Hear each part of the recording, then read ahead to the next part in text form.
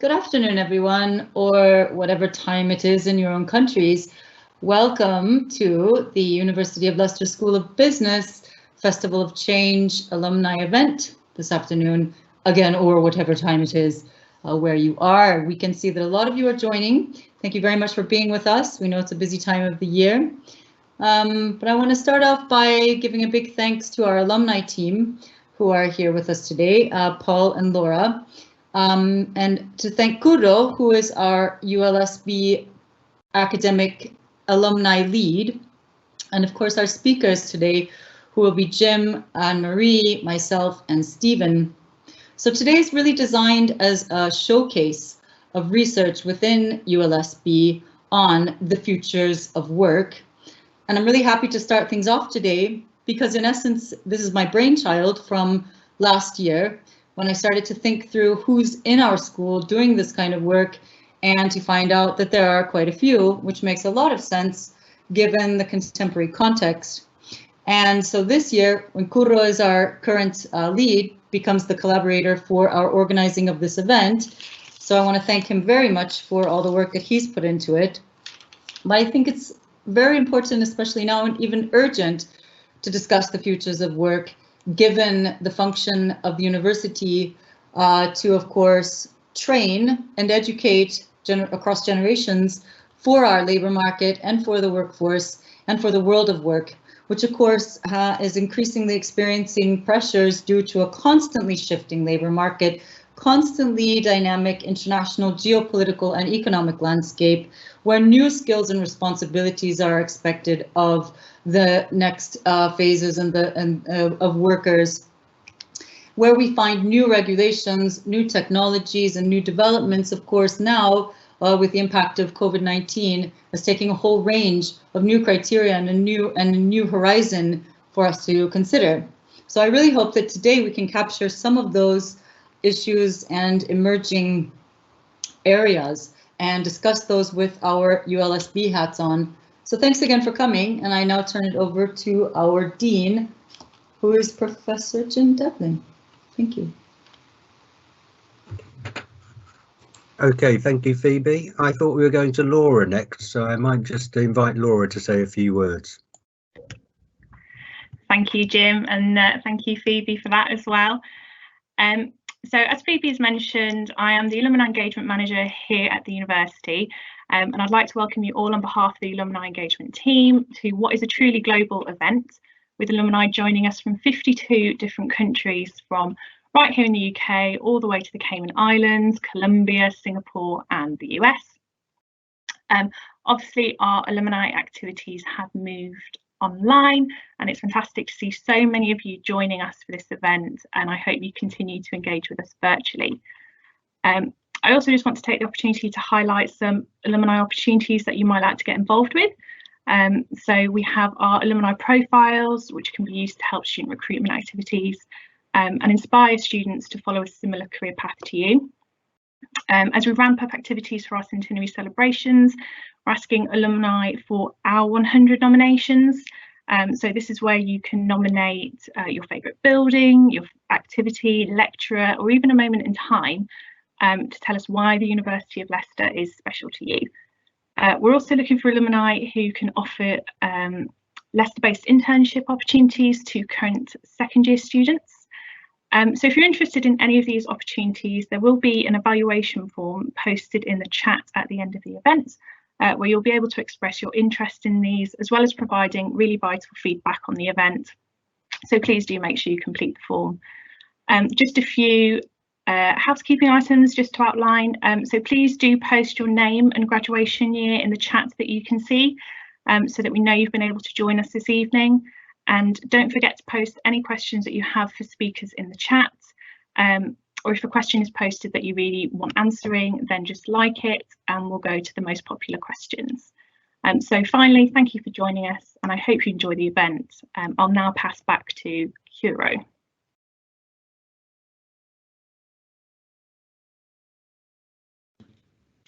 Thank you, Laura and Phoebe. So I'm Francisco Martinez Mora, also known as Curro, and I will be introducing our speakers today and leading the Q&A session. So our first speaker is Professor James Devlin, who is a professor of financial services, marketing and consumption, and is also the dean of our School of Business. Jim, prior to joining academia in 1991, he worked for 6 years in the retail financial services industry. He has also worked at the University of Nottingham from 1991 to 1997 and from 2003 to 2019, and the University of Nottingham in the Malaysia campus from 2000 to 2003, and City University Business School from 1997 to 2000. Jim's main research interests center on issues in financial services, marketing and consumption, with a particular interest on trust and fairness in financial services. Recently, Professor Devlin was appointed to the Academic Advisory Board of the Faculty of Economic and Management Sciences at the University of the Free State, Bloemfontein, South Africa. And outside of work, Jim is a keen cyclist and a qualified rugby union youth coach and referee. So thank you, Jim. The floor is yours.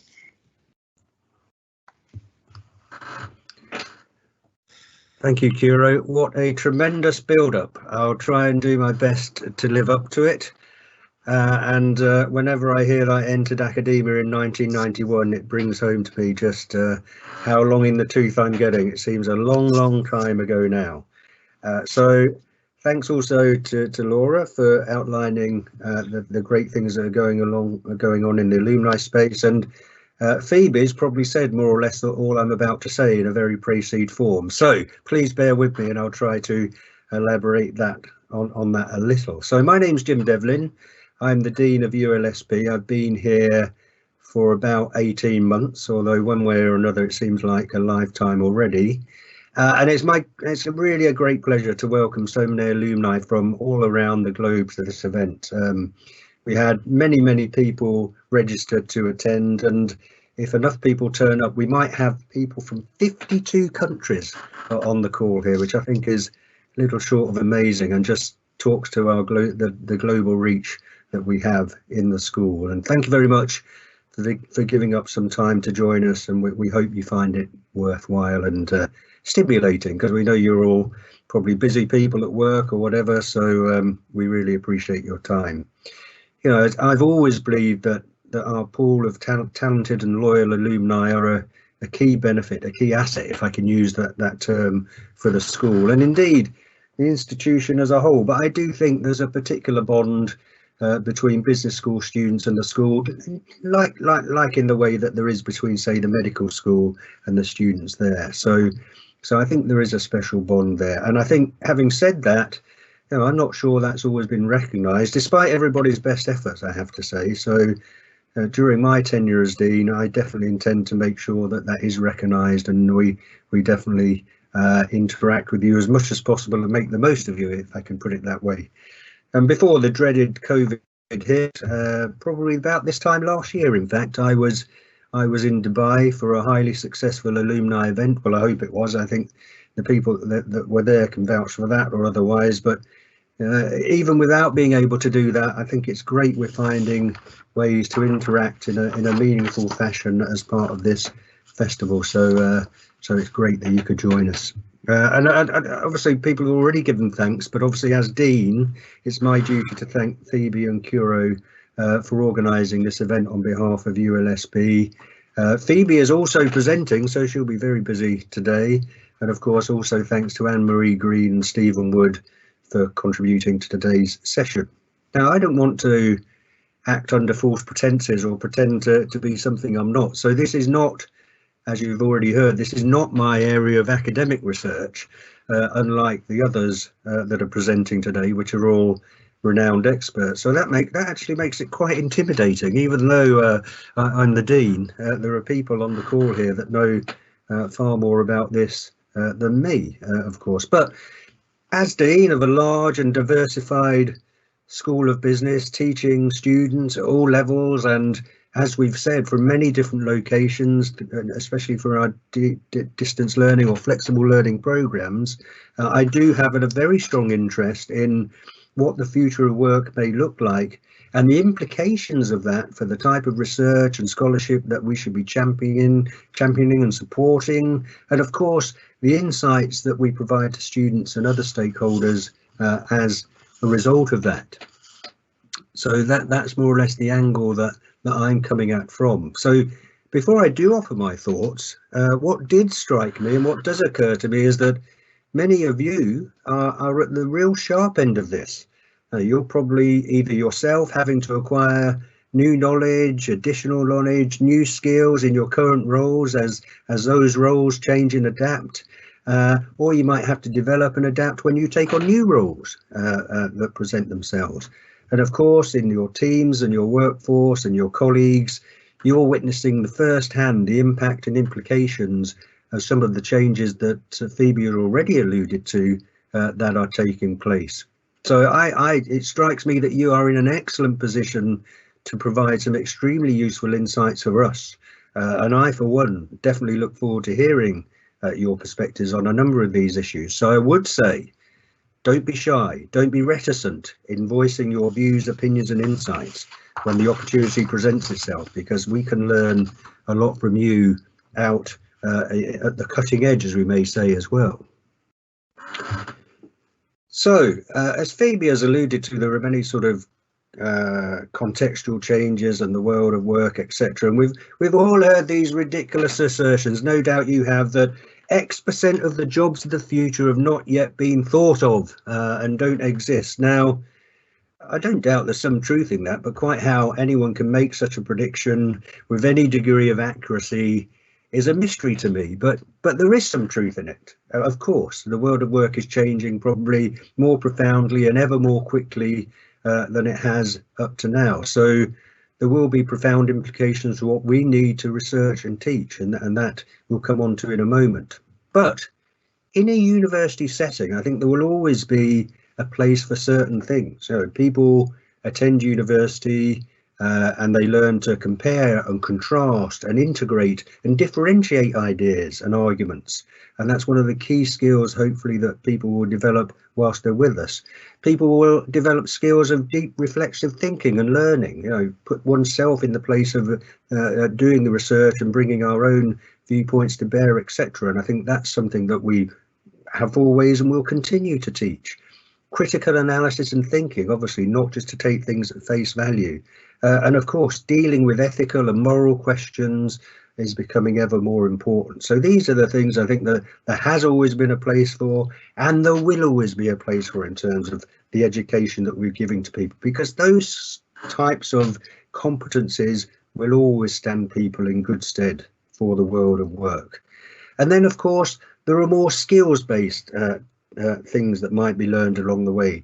Hopefully developing excellent communication skills, whether they are written, whether they are presentations, whether they're various other things. So hopefully that will be developed along the way, even if it's learning to write an email in a sort of business fashion or whatever.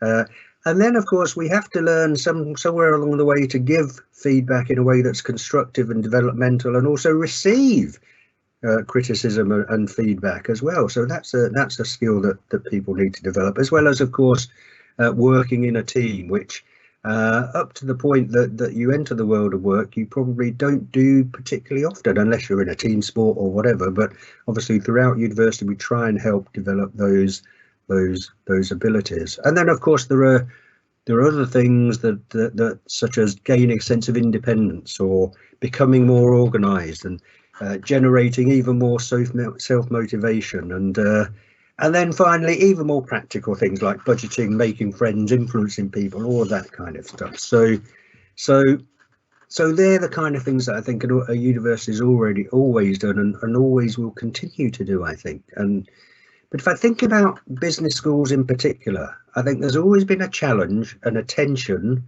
between the blend of, if I can call it, philosophical knowledge and learning and development, and the development of more practical skills-based approach. And there's always been a debate for business schools, a bit like medical schools, about what they can add to business practice and what they can do to help the economy more generally. And definitely the context in the UK at the moment is that government and policymakers, particularly as we seek to recover post-COVID, are probably expecting us to do far more of the latter as a university sector, as in the more practical stuff, the more practical influence on business, etc., and the local, regional and national economy than we have in the past. And in doing that, to be more explicit in attempts to meet the needs of the economy and industry.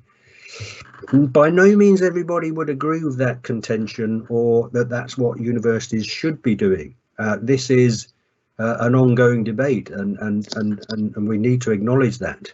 But layered onto that debate is the fact that there are profound changes ongoing in the world of work. I mean, one doesn't have to cast their net too wide to find commentary and viewpoints that talk to the type of challenges that we're facing. So we have an organisation here in the UK called the Chartered Association of Business Schools. So a quote that I found recently for one of their reports was, to be at the forefront of 21st century learning, business schools will need to think about how best to work with businesses to ensure that traditional degree programs deliver the skills that are in demand and that enable students to operate in volatile, uncertain, complex and ambiguous business and cultural climates. So that talks to the fact that the climate of business is ever more ambiguous and complex, and we need to vest in students the skills that enable them to deal with that. And a similar, in a similar vein, changes within the economy and the move towards digitalization offer rich new opportunities for business skills to expand their portfolio into areas such as business analytics, digital marketing, coding, cybersecurity, fintech, logistics, etc. That was again the Chartered Association of Business Schools. So these are the type of subjects which we probably would definitely not have covered in any detail in the past, not least because some of them didn't exist, but we're now grappling with how to ensure that we send students out into the world that are not only reflexive learners, but also are digital natives, to use the phraseology. But of course, that's not to say that a mix of knowledge and skills won't be required, because of course they will. So we have the McKinsey Institute talking about also the need for more social and emotional skills to go along with more advanced cognitive capabilities such as logical reasoning and creativity. So it's how to embed those emotional and social skills as well. And if I look at, I've got 3 children downstairs, and if you hear them off camera, it's because they're making a noise, 2 teenagers and 1 soon to be a teenager. When I think about their social skills and the amount of time they tend to interact in this kind of format, that's going to take some developing, I tell you. You have 1 minute left, Jim. 1 minute left. Good. I'm on my last slide. It could be perfect timing. So again, I came across something on LinkedIn in 2000, the top 10 hard skills in demand by employers in order of importance: blockchain, cloud computing, analytical reasoning, artificial intelligence, user experience design, business analytics, affiliate marketing, sales, and scientific computing and video production. But soft skills, the top 5 soft skills in demand were also noted: creativity, persuasion, collaboration, adaptability, and emotional intelligence. So just reading those out, I think, gives everyone a flavour of the challenge for us as a business school of staying relevant in an ever more challenging and dynamic general and operating environment, in terms of offering the scholarship and research that we carry out and the insights and educational experiences that we provide. So they're just some initial thoughts to set the ground that we're operating on, but I will now hand over to the undoubted experts. Thank you very much, Jim. Our next speaker is Professor Anne-Marie Green. She's a professor of work, employment and diversity at the University of Leicester School of Business. She also has a position at the Centre for Sustainable Work and Employment Futures, and she joined the University of Leicester School of Business in September 2017. She has Anne-Marie has extensive expertise in researching employment relations and equality and diversity issues in areas of work that stand outside of the standard employment relationship. For instance, the interface between work, life, family, and community. Professor Green has been involved with funded research projects with a number of third sector organizations, including the TUC, individual trade unions, the National Trust, and City of London Open Spaces. And she has held grants from the European Social Fund and the Arts and Humanities Research Council, AHRC. And Professor Green will be talking about emotional labor and managing a volunteer workforce, a practitioner toolkit. Thank you, Anne-Marie. The floor is yours. Thank you, Kuro. I would argue that volunteering activity is a necessary part of functioning civil society. And in thinking about the future of work, one of the areas to think about is how a volunteer or unpaid workforce will be an important and increasingly important part of our diversified labour market. The National Council of Voluntary Organisations in their 2020 almanac tell us that 19.4 million people in the UK formally volunteer through a club, group or organisation, and 17% of these volunteer for public sector organisations. And this, of course, links to the increasing use of volunteers by a range of public services. And it's clear there's been a huge volunteer effort during the COVID pandemic. This is the wider context for research carried out by myself and Dr. Jenna Ward, who is now at Coventry University, into the challenges of managing a volunteer workforce. Our research also provides an interesting case of a piece of truly collaborative, co-produced work with a non-academic organisation, namely the National Trust, which is perhaps the largest and well-known conservation and heritage organisation in the UK. It has over 60,000 volunteers and 12,000 paid staff, most of whom manage teams of volunteers. Next slide, please. The original National Trust funded research in 2014 to 15 investigated through qualitative and arts-based methods the question of what are the similarities between managing paid staff and managing volunteers.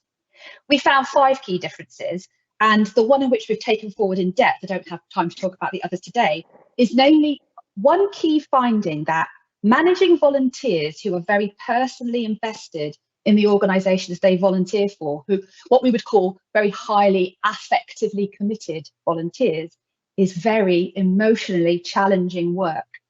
Yet these negative or difficult features are often unspoken, unacknowledged and unaddressed in the sector. The ability to manage one's own emotions and those of others is therefore identified as a key skill for volunteer managers. These findings challenge the prevailing trajectory within the theory and practice of the third sector, namely that volunteers would usually be operationalised as being the same as paid staff, and that there should be straightforward transference of human resource practices. Next slide. Next slide, please. Thank you. The very interesting and rewarding thing for us has been the way that these findings have been taken on board by the National Trust as an organisation. And through a series of co-produced interventions with teams at the Trust, we've been involved in key changes and operational impact around culture, policy, training and change processes. And most recently have signed a strategic partnership agreement as part of an impact accelerator account with the ESRC. Next slide. Elements of realised and potential impact from our research include that we might have more informed and prepared volunteer managers. There might be more communicative and effective relationships between managers and volunteers, less incidents of difficult encounters, less need for remedial resources, which can be extremely expensive and time consuming, and more resilient and effective volunteer teams who are able to be involved in and cope with change. Next slide, please. Our research findings have led to organisational culture change, demonstrated through acceptance of the crucial importance of emotions management as a key skill in managing volunteers.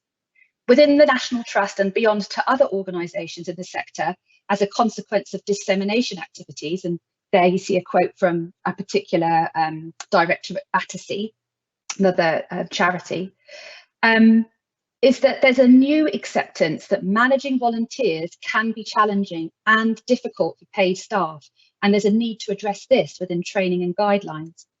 Moving just beyond the volunteer management arena, there's broader recognition of the importance of managing emotions and of engaging volunteer voice in order to facilitate more effective change processes and more resilient volunteer teams. Next slide. Our research findings have also led to significant changes in policy guidelines and training. A specific example is the new Foundations course, which is key training for all volunteer managers in the National Trust within the first 6 months on the job. Following our critical review, that course was redeveloped, and since its relaunch in 2018, 1,272 managers have now completed the new version. Research findings have been specifically used to develop brand new face-to-face training modules. For example, a 3-part course on working with volunteers launched in January 2020 and completed by 35 participants before the COVID-19 lockdown. Our research findings have also led to documented changes in policy at other organisations in the voluntary sector, as seen in this quote from Thames Discovery. Next slide. Being more responsive to volunteer voice was one of our key recommendations for National Trust policy and practice set out in our research. As a direct result, there has been measurable intervention to directly include volunteers in key decision-making processes in a way that was not previously the case, such as over the development of new organisational values and the visitor journey framework. Next slide. Finally, we developed something called a Working with Emotions in Volunteering Toolkit. This has been developed directly from our research findings and provides managers and volunteers with a novel intervention that provides a set of hard copy and online resources that property teams for the National Trust can use to help their individual and team thinking and practice. The resources can be used for planned training purposes, reflective exercises, or in-the-moment crisis assistance. The toolkit was piloted at 5 properties from July 2019 to February 2020, and there were plans to introduce it across the whole organisation, somewhat scuppered by the pandemic. The policy changes within the National Trust have led to measurable improvements in volunteer manager wellbeing. Surveys conducted with toolkit pilot participants indicate improvements in reported confidence in managing volunteers across all measures. Our aspiration and hope is that we can now work on new funding applications for and investigating mechanisms and platforms to provide this toolkit as a resource to the sector more widely, moving beyond just the National Trust as an organisation. We have the opportunity here to disseminate good practice and help many more organisations with the challenges they find within volunteering teams. This is likely to require new research that is specific to the particular context of different organisations and their own volunteers. It's also provided us with a model of how to embed impact pathways and to work with non-academic organisations as research collaborators in a co-production mode to facilitate more impactful research that we think can lead to deliverable gains for those organisations involved. Thank you. Thank you, Anne-Marie. Our next speaker is Dr. Phoebe Moore, who is an associate professor of the Futures of Work, and you've already met her today. Dr. Moore published a book in 2018 with title The Quantified Self in Precarity, Work, Technology and What Counts. It was published by Routledge, and in that book provides a guide for where and how digitalization is impacting workers and the workplace. Moore writes about current trends in emotional and affective labor tracking in agile working environments.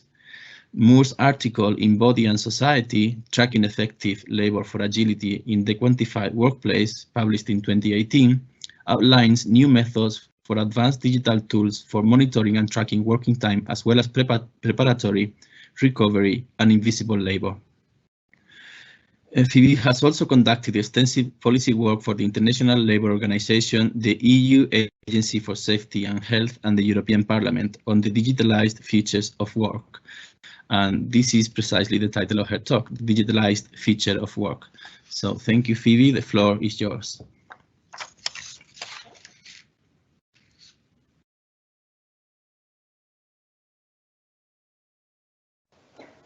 Thank you very much, Curro. I appreciate that introduction. And so today I'll be speaking to some of my research and policy work looking at artificial intelligence and the imminent futures of work, with some emphasis on how artificial intelligence, or AI, is used to advance human resource tasks in people analytics. And then secondly, to look at how the experience of some of the workers behind the AI product, who I call AI trainers. So the next slide, please. So the early phases of AI research were committed to seeing ongoing human input into the processes of machinic intelligence formation and manifestation. But today, AI researchers and policymakers have begun to focus on the autonomous machine, which would be a situation whereby machines can think for themselves, make decisions and choices, and are capable even of affective and emotional responses and potentially affective labor. While we're still in the era of narrow AI, however, it's begun to impact many areas of our everyday lives, of course, including the workplace. So next slide, please.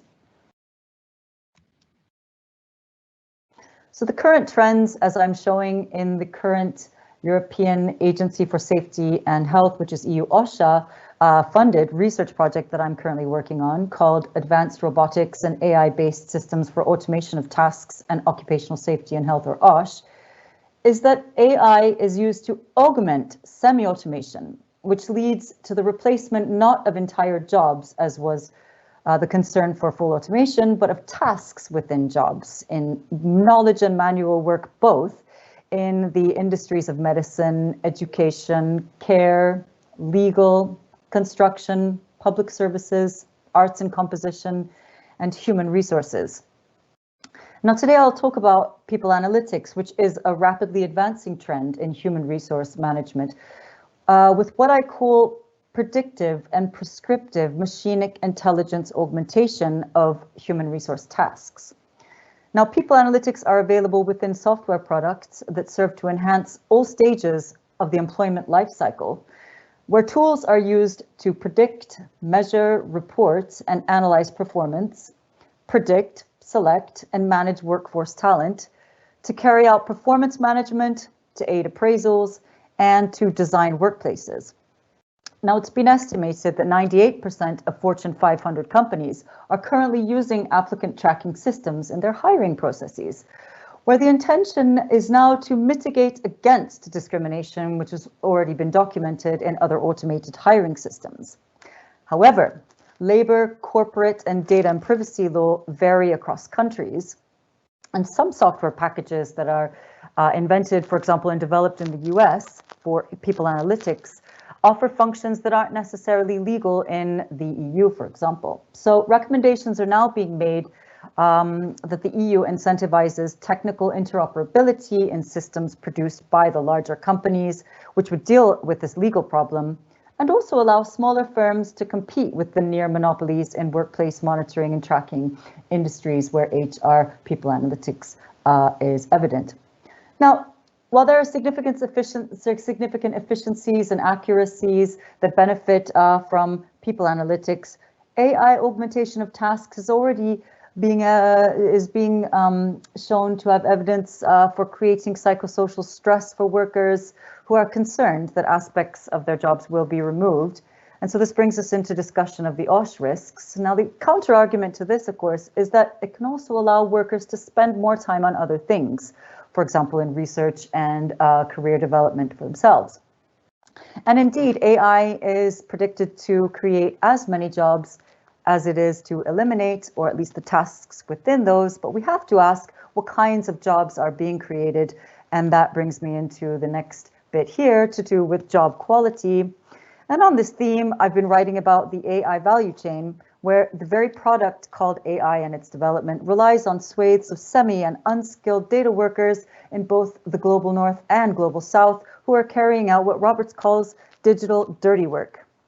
So these workers, who I'm calling AI trainers, include two forms: content moderators, who curate content for social media platforms and view hundreds of often disturbing images every day and make selections about their appropriateness for posting, and data service workers who work with data via annotation and natural language processing used to train, for example, Amazon's chatbot Alexa. Now, this is the most psychosocially debilitating and the most highly surveilled work in the IT industry, where automated ticketing systems and quotas allow for algorithmic management, as we call it in the literature. Nonetheless, these workers' subjective identification of images and text are used to create huge databases, which are necessary to train machines for AI, which adds significant value to the AI production and supply chain today. If I could get the next slide, please. Thank you very much. So we see that people analytics and data work both have implications for the employment relationship. These are some of the things that I've talked about in my recently published European Union report for Parliament, in fact, the Science and Technology Office. So in terms of privacy, with the advancement of RFID, GPS, the use of sensors and other advanced tech, the scope for the potential for data collection about workers and knowledge about their goings about and their work is at an all-time high. Coercion being the next feature in the employment relationship. For example, changed job descriptions based on data, where people increasingly feel they have very little room for negotiation based on the perceived perfect information to be obtained from this data. Consent is very high on the agenda now and is being debated within the framework of the General Data Protection Regulation still, because it's the first criteria for lawfulness of any data collection, processing, and collection and storage, as it were, but it's very difficult to meaningfully achieve within the employment relationship. And I've been part of those discussions, very much so. And then in terms of trust, this is clearly at stake as analog and in-person relationships are increasingly digitalized, of course, exacerbated within the current COVID-19 context. If I could get the next slide, please. So what can be done? So there are approximately 84 policies at the national and regional levels on artificial intelligence, which emphasize ethics, OSH, training, productivity, and most of which predict that AI, in fact, will enhance productivity and enhance the local economic growth. One that I'm very hopeful for in terms of regulation and policies is the GDPR, which I've already mentioned, and I've written extensively about for the kinds of criteria that can enhance and develop, in fact, workers' privacy and data protection rights, as well as meaningfully allow an arena for contribution of workers to the development of AI and use for productive and prosperous reasons nationally. So if we go into the final slide here, what I've done is to give you a sample from the report that I have alluded to here, which was just published, Data Subjects, Digital Surveillance, AI in the Future of Work. This is the policy brief that I produced, some of the recommendations that I've made there, which emphasize, in terms of my first principles and policy options, used to inform the direction for AI policy in the parliamentary context, where I'm emphasizing worker representation and dialogue, co-determination. 19 states across the EU have co-determination within their legal frameworks, and I'm recommending introducing that across even more states, placing responsibility on businesses for the development of codes of conduct. I've already talked about interoperability, and I'm very interested in seeing a full embrace of the GDPR and the tools there, which I have listed some of which. We've got proportionality, necessity, transparency, the avoidance of function creep, and so on. So these are my comments for today as we move forward with artificial intelligence in our futures of work. I think there's a lot of discussion that can be had around the pros and cons therein. So thank you very much, Guru, and that's my presentation. Thanks. Thanks a lot, Phoebe.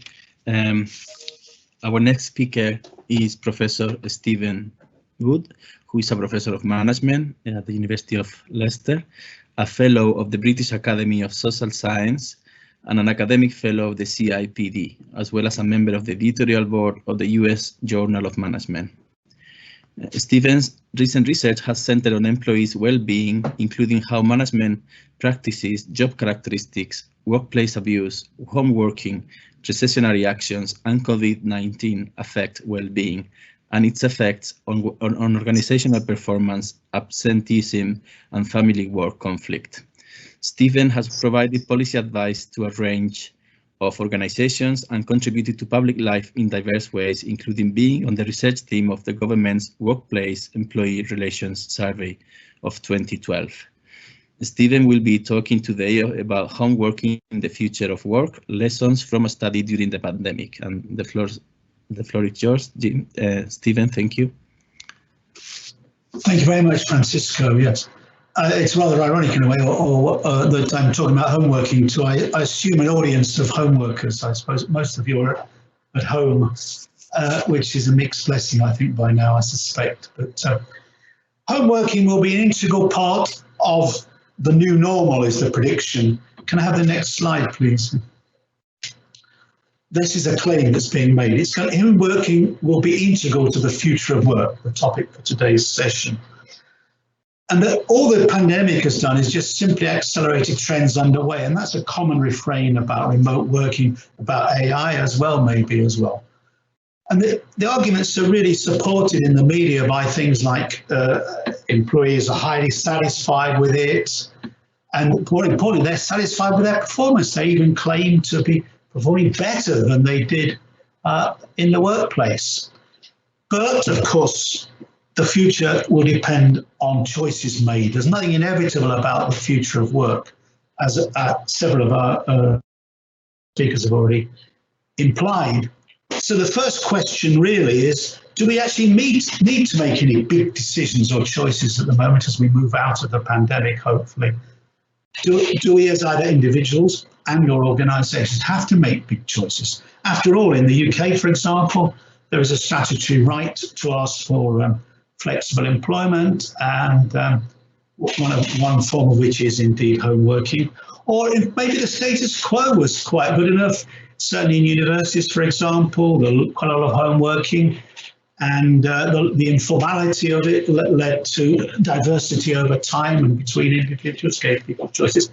So really, well, do we actually need to make many choices, or can we just sort of, I'm trying to avoid the word drift along here, but we certainly don't want to sleepwalk into an assumed inevitable digitalised world, but maybe we could just leave it and go back to the status quo. Well, I don't really think that's a very good way of approaching the problem. I think it would be, above all else, a missed opportunity, because the pandemic has provided us with an unplanned experiment in home working. So we must consider this as an opportunity to develop evidence-based management, reignite employee involvement, something that Phoebe's just mentioned, and of course extend employees' choice wherever we can.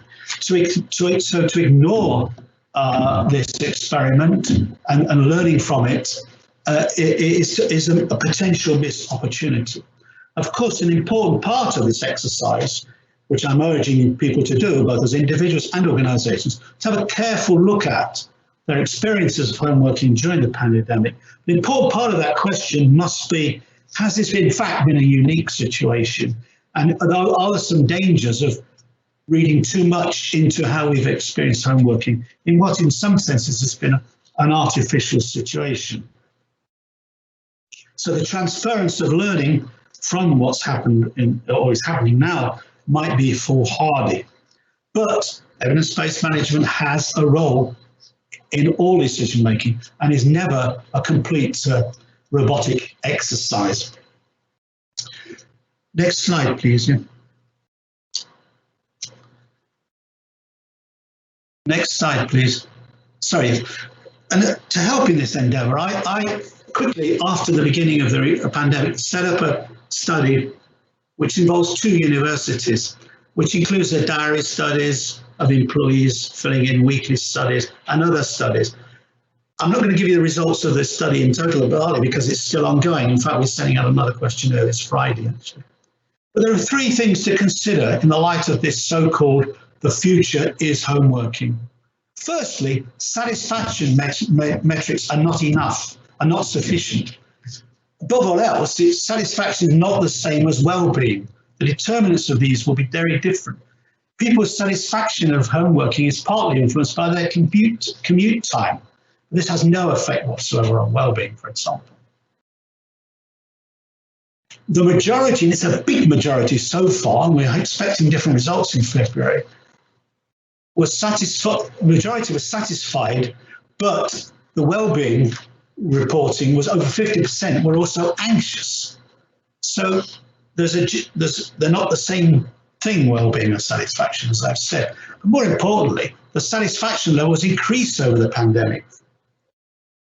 But in fact, well-being decreased, anxiety increased, depression increased, other measures of mental health all got worse, whereas satisfaction levels were increasing. So that's the first objective outcome from this, is we shouldn't just go along with what people say are satisfied with.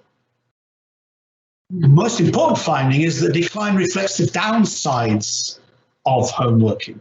Loneliness, an ability to detach from work, the blurring of boundaries, plus job insecurity. These are the three big things that affected well-being over the pandemic, and as you can imagine, negatively. And another important factor is that the factors that relate to the enforced nature of well-being, such as homeschooling, such as not being prepared for it, not having IT equipment, not getting information, these were not particularly significant in explaining well-being. In fact, they weren't significant. But the important thing is some of the satisfaction questions about these factors are very significant. And above all else, they show increasing dissatisfaction with support from line managers, support from senior managers and IT. And that, of course, is an area, particularly the one on line managers, that the CIPD in England are particularly concerned about in the future. And it relates to very much to some of the points that Anne-Marie was making about a voluntary sector. We must target not only employee involvement at the local level, but also the line managers at the local level in our next port of call in human resource management. Could I just finish now with the last slide then? Well, the first conclusion is clearly that satisfaction levels provide an inadequate basis for making decisions about the future. And I assume this is also the case for other areas of study and work in the future. This is not a dig at market research. Of course, it's saying that it's just one aspect of this. Above all else, developing policy in this area and many other areas, in fact, must be part of a vision for a healthy organisation that provides the means for a healthy workforce. And that healthy organisations require healthy workforces, but also they require means by which the healthy workforce can develop. So part of the definition of a healthy organisation is one that has these means. The current emphasis, at least in the UK, on wellbeing initiatives and surveys as a main means of employee involvement are not enough. They clearly targeted at stress, not at stressors. Targeted at stress, not at stressors. Of coping with stress, not with the causes of stress. Of coping with stress, not with the causes of stress. And also, the surveys that are going out are very much akin to market research. They're focused on satisfaction levels. So any surveys have to be much more richer and above all else, are only part of employee involvement. Many other methods of employee involvement are required. And so I finish by echoing Phoebe's point about AI. Intensive worker involvement is really required in the coming months and year and so on, at a very local level. And this includes correcting the long-standing problem throughout the world, not just in the UK or even your own countries, of the lack of user involvement in the development of IT. So above all else, we need to develop a strong evidence base that will help us to identify new ideas, constraints, facilitators and stressors, and less on training for imposed changes or programs for coping with stress without regard for the underlying causes. Thank you.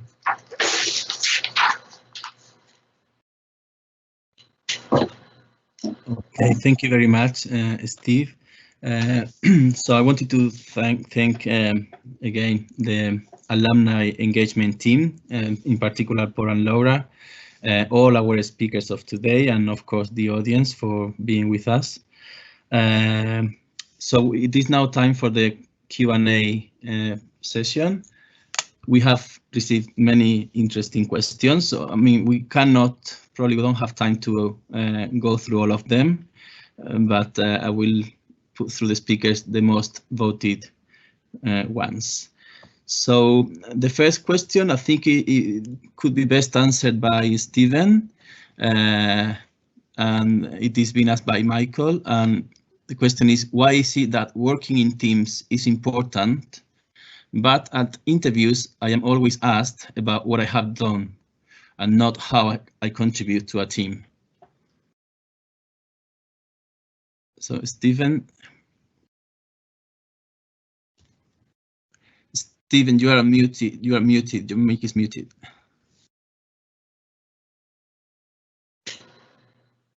Is this on the notice? This question on the notice board. The question is about the importance of team working for all job performances in the future. But the question about, there's a contradiction he's saying between when he's interviewed, they don't ask him a question about this, or they ask him can you repeat the last bit of the question? Yeah, so why is it that working in teams is so important, but at interviews I am always asked about what I have done and not how I contribute to the team?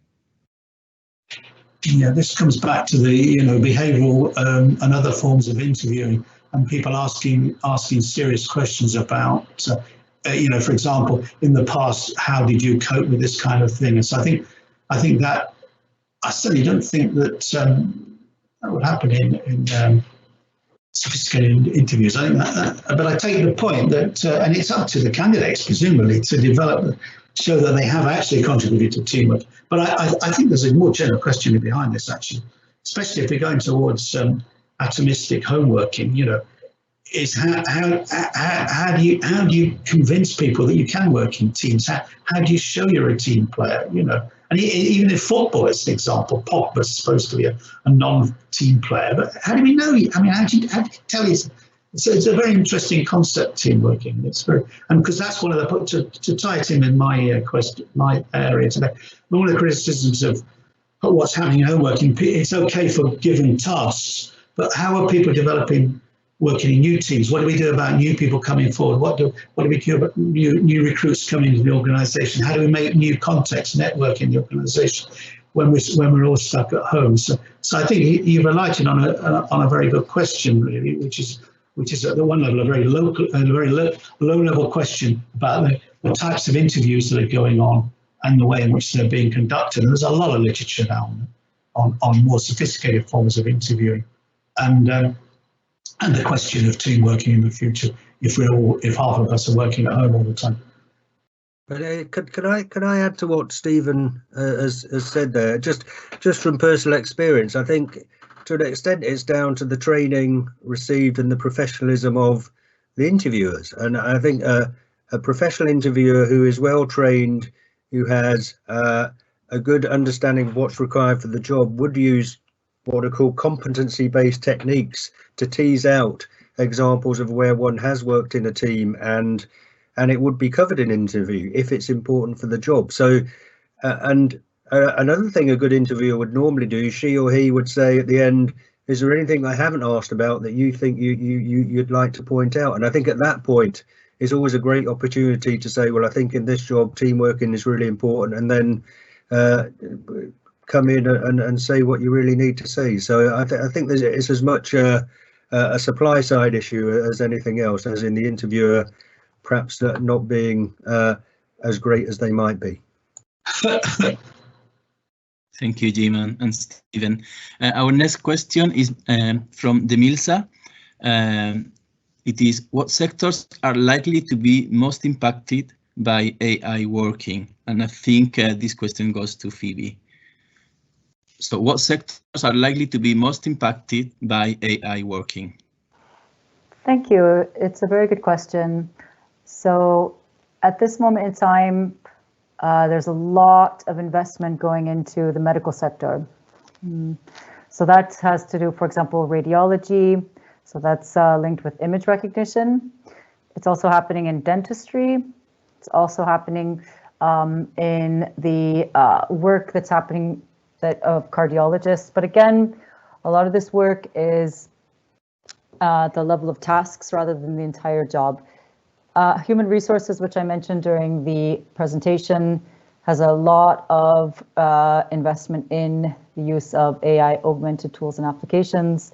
So the sectors that are least likely to be impacted, and in 2013, one of the first major reports on the predictions around this was published by Frey and Osborne.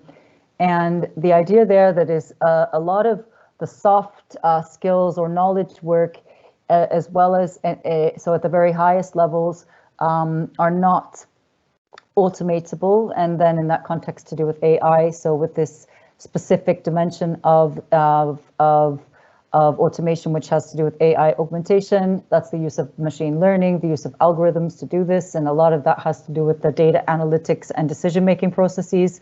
But at the higher ends, there's a bit more of a protection, and that's because of the types of skills people are qualified for, which are not automatically understood as routine, and so therefore are not as automatable. And then at the lower end and the lowest end of skills within manufacturing, so some of the specific, again, tasks have been automated and frankly should be automated because of the debilitating aspects of those at a physical musculoskeletal level. Unions are quite interested in seeing those being automated.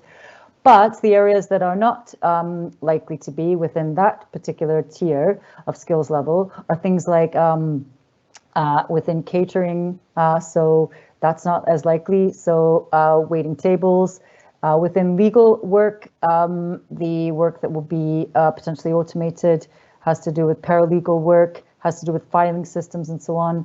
But again, at the higher tiers, not as likely to be augmented by AI or automated. Thank you, Phoebe.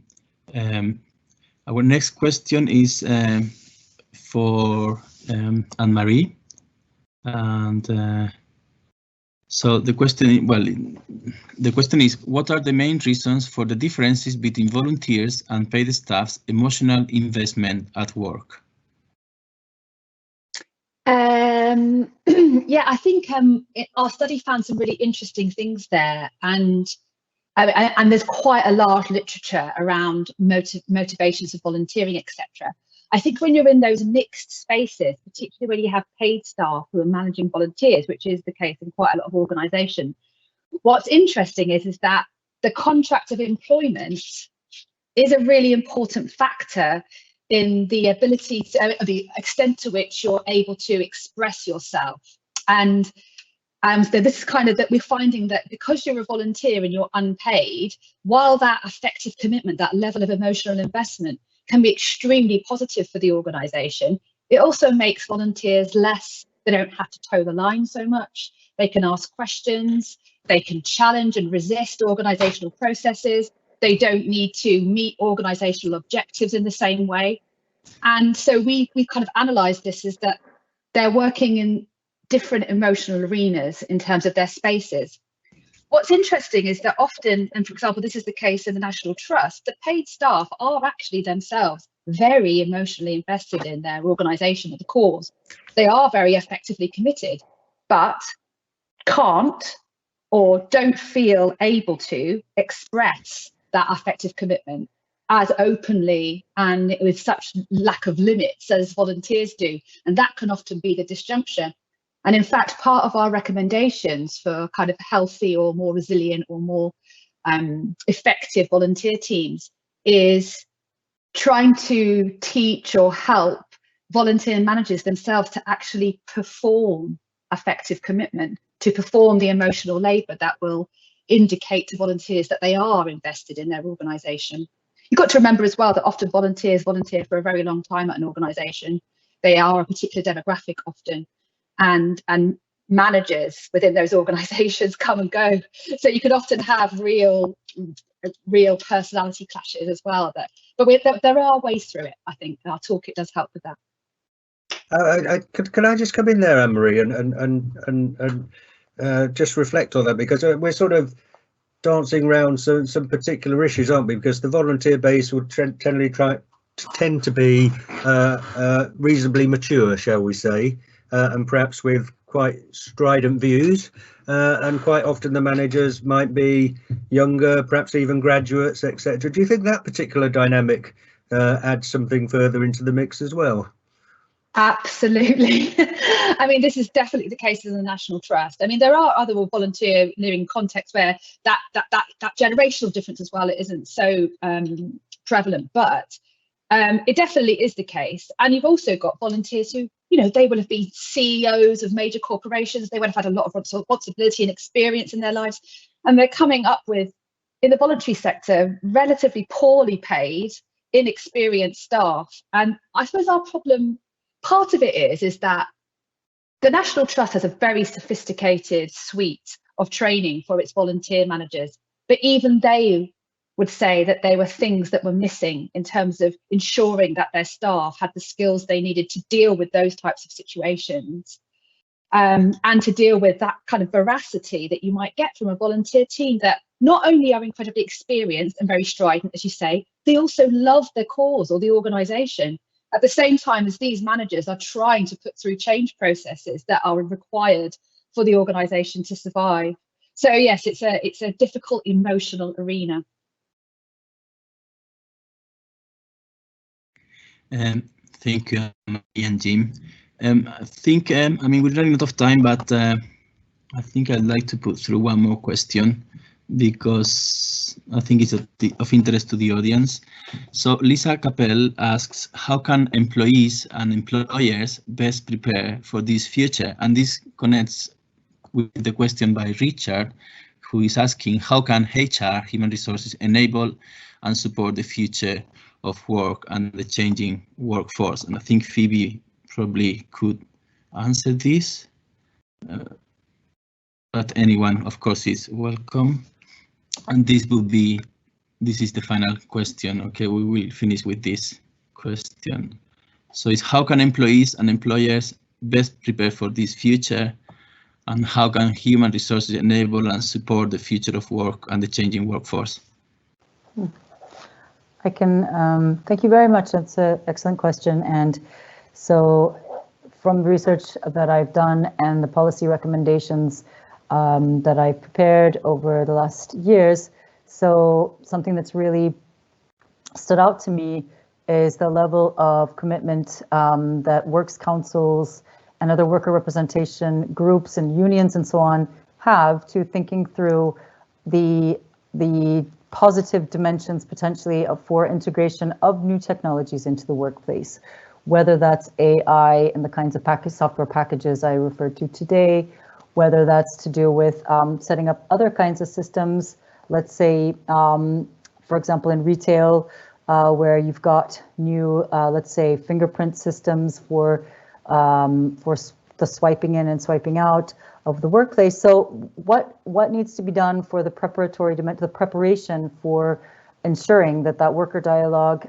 between those setting up these kinds of tools, application systems, and so on, that this kind of worker dialogue is happening meaningfully. So the way I think the preparation dimension can happen is, first of all, and I'll refer specifically to the European Parliament report, what I've recommended is to really think about, again, AI does not exist without data, and all data is a social construction in a sense, the gathering of data and the turning of that data into something that can aid with decision making and management. So the commitment then needs to be to recognizing that the collection of data is this process that occurs with the necessity for dialogue. Also, that a data protection officer, which is now required across the EU anyway, and all businesses who want to work with companies in data processing of any sort of significant level, are required to work within this remit. And the data protection officer is required for any data processing organization. Okay, so my recommendations are that the DPO is not given this title sort of alongside the other titles that are included in their job contract, but are removed from that. So there's no conflict of interest. So what that means is you've got a very key person whose focus is on ensuring that GDPR is followed. That requires the meaningful dialogue with workers, in fact, to obtain, hopefully, this level of consent for that to happen. So this is just one of the examples, but the overarching recommendation is to involve workers at every step of the way, to train workers very much into the understanding of the technical systems that are being implemented, to speak clearly and to also approach workers to talk through why the data is being collected, what it will be used for, because again, that brings us into the meaningful dialogue dimension. And so that the transparency needs to be enforced, and also should not rely on the worker, him or herself, to approach management and say, well, hang on a minute, why is this a notification suddenly appearing in my list of emails, giving me, it's called Cortana, for example, telling me basically data mining or picking through my emails to give me the sort of like messages. And so that communication level, that's the key. That's what I would say. So to prepare to enter this supposed new world of work with the acquisition for benefits for everyone in the workplace, it's that level of dialogue. That's what I would emphasize. Co-determination very much at the forefront of that. Okay, thank you very much, Phoebe, and everyone, all our speakers, and thank you also to the audience for your very interesting questions. So this is the time to finish. So thanks, everyone, and we'll see you soon. Thank you. Goodbye. Bye. Thank you, Kuro. Thank you, everyone. Thank you so much. Thanks. Bye. Thank you. Bye-bye. Bye. Thanks to everyone for coming. Bye.